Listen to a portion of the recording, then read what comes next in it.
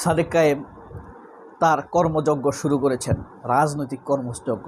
City কর্পোরেশনের নির্বাচনের প্রচারণা, বিভিন্ন দেশের কূটনৈতিক দেশের সাথে সাক্ষাৎ, ঢাকা ইউনিভার্সিটির অসমাপ্ত বাড়তি কাজ, যদিও তার প্রতিশ্রুত কাজ তিনি করে ফেলেছেন।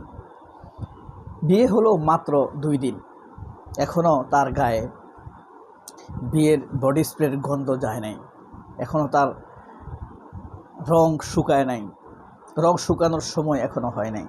এর মধ্যেই তিনি ফুলশয্যা থেকে কর্মযজ্ঞে চলে গিয়েছেন।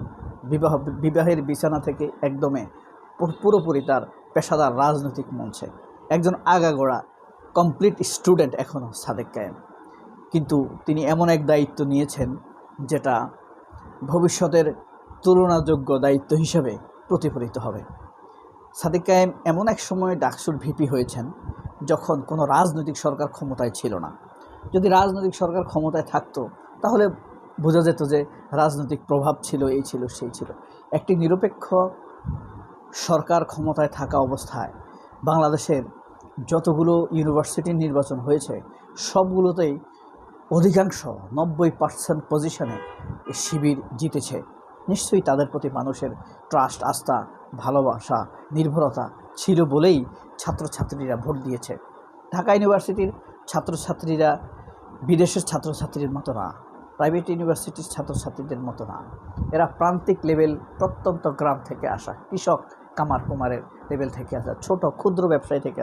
সাদেক কায়েম নিজেও একজন ছোট ক্ষুদ্র ব্যবসায়ীর ছেলে। খাগড়াছড়ি তার বাবার জানেন কাপড়ের দোকান রয়েছে, ক্লদিং বিজনেস রয়েছে। সেখান থেকেই তিনি ঢাকা বিশ্ববিদ্যালয়ে এসেছেন।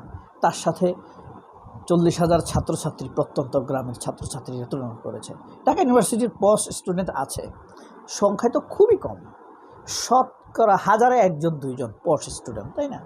যারা সচিবের ছেলে, এসপির ছেলে বা বড় ডাক্তারের ছেলে, তারা কিন্তু অন্যান্য স্টুডেন্টের সাথে মেশে খুবই কম। তো তিনি সেই দায়িত্বপূর্ণ পরিস্থিতি, অবস্থান, তার পজিশনকে মনে রেখে আবারও রাজনৈতিক কর্মযজ্ঞে নেমে গিয়েছেন। কিন্তু মানুষের সমালোচনা তো চলছে। সাদেক কায়েম ভিন্ন ধারার, ভিন্ন সময়ের, ভিন্ন নতুন মতের এক ভিপি। তার দেখেন সমগ্র ইউনিভার্সিটির ইয়থ লিডার রিলেটেড যত রিসার্চ সবখানে সাদেক কায়েমকে নিয়ে রিসার্চ হয়, তালিকায় সাদেক কায়েমের নাম আছে। এটা 100%, কারণ আল হাজার সাদেক কায়েমকে ইনভাইট করে, তুরস্কের আনাতোলিয়া ইউনিভার্সিটি সাদেক কায়েমকে ইনভাইট করে, অক্সফোর্ড ইউনিভার্সিটি সাদেক কায়েমকে ইনভাইট করে, ওহাইও, ক্যামব্রিজ, এসব ইউনিভার্সিটিগুলো সাদেক কায়েমকে ইনভাইট করছে। তার মানে তাকে চিনে। আর আপনারা খুব ভালো করে জানেন, যারা প্রত্যন্ত গ্রামের চাই 2-1 অন্তত কিছু মানুষ আমার এই ভিডিও দেখছেন, তারা খুব ভালো করেই জানেন প্রত্যন্ত গ্রামগঞ্জে সাদেক কায়েমের নাম, ডাকসু বিপি নামটি খুবই প্রচলিত। বিপি তো নুরু হয়েছে না? সেও নির্যাতিত হয়েছে, কিন্তু সে কি এতটা ব্লুমিং করতে পেরেছে? মানুষের কাছাকাছি টাচে যেতে পেরেছে? স্টুডেন্টদের এত সমস্যার সমাধান কি সে করতে পেরেছে? নুরু কখনোই পারে নাই। তো নুরুর মধ্যে নতুনত্ব হলো, নুরু 28 বছর পর বিপি হয়েছে। ঢাকা ইউনিভার্সিটির 104 বছর, 6 বছর হয়ে 5 বছর হয়েছে। 105 বছরের ইতিহাসে সাদেক কায়েম ব্যতিক্রম বিপি, সফল বিপি। বিয়ে করেছেন 2 দিন হয়েছে। এই ফুলশয্যা থেকে উঠে তিনি আবার রাজনৈতিক কর্মযজ্ঞে চীনের কনসালটেন্টের সাথে সাক্ষাৎ করেছেন। বাংলাদেশস্থ চীনের কালচারাল কনসালটেন্টের সাথে ফুল বিনিময় হয়েছে, তাকে শুভেচ্ছা জানিয়েছে রাষ্ট্রদূতরা আগে শুভেচ্ছা জানিয়েছে। এটা তার প্রফেশনাল, মানে ডাকসুর কাজ হিসেবে তিনি তাদের সাথে যোগাযোগ করেছেন, মানে তারা যোগাযোগ করেছে। তিনি বিবাহের উপভোগ নিয়ে এখনও বসে নেই। 24 ঘন্টা না যেতেই তিনি তার কর্মযজ্ঞ শুরু করেছেন। নেপালের রাষ্ট্রদূত এসেছে ডাকসুতে, সেটা কোনো পত্রপত্রিকা দেখেন নিউজ করে নাই। আর আপনার আরেকটা রাষ্ট্রদূত আসছে গতকালকে, আজকে আসবে ইন্দোনেশিয়ার রাষ্ট্রদূত ডাকসুতে। নিশ্চয়ই আপনারা জানার কথা না, কারণ সাদেক কায়েমের খারাপ কাজ খোঁজে, কর্মতৎপরতা খোঁজে না তারা। পত্রিকাগুলো সাদেক কায়েমের ব্লুমিং হয়, মানে মানুষ তো তাকে ভালো জানেই, মানে মানুষ ভালো জানার যে সত্যতা, ডিফেন্সি প্রমাণ, সিমিলারিটি পাবে, এরকম কোনো নিউজ বাংলাদেশের পত্রপত্রিকাগুলো করছে না। এ কারণেই এটা একটা বড় নিউজ। দেখেন, চীনের কালচারাল কনসালটেন্টের সাথে যদি মির্জা ফখরুল সাক্ষাৎ করতো, তাহলে প্রথম আলো ফার্স্ট পেজে 2 কলামে লিখতো না।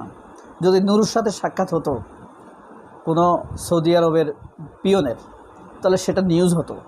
কিন্তু দেখেন, সাদেক কায়েমের সাথে চীনের কালচারাল অ্যাক্টরের সাথে সাক্ষাৎ হয়েছে, সিটি কর্পোরেশনের নির্বাচনের ময়দানে তিনি নেমে গিয়েছেন, এগুলা নিয়ে নিউজ করে না। কিন্তু মানুষ খুঁটে লোফে নেয় যে আমরা খবর জেনে যাই, আমাদের সোর্স আছে সেখানে, বা আমরা যাই, আমরা জানি, সেখানে দেখি চোখের সামনে। এ কারণে বলছি, সেখানে সাংবাদিক থাকে। যেমন চীনের কালচারাল কনসালটেন্সির সাথে যখন ফুল বিনিময় হয়েছে সাদেক কায়েমের সাথে, কথা হয়েছে পেশাদার নিয়ে, কিভাবে তারা তাদের ইউনিভার্সিটিগুলোতে কনসালটেন্সি সাজায়, ডাকসুতে কীভাবে কালচারাল সিমিলারিটি সাজানো যায়। তাদের কালচারগুলো আমরা এখানে অ্যাভেল করব না, অ্যাক্টিভ করব না, কিন্তু আমাদের কালচারগুলো তারা কিভাবে তাদের কালচারগুলো এস্টাবলিশ করেছে, সেই সিস্টেমকে অবলম্বন করে আমাদের কালচারগুলো আমরা অ্যাক্টিভ করব।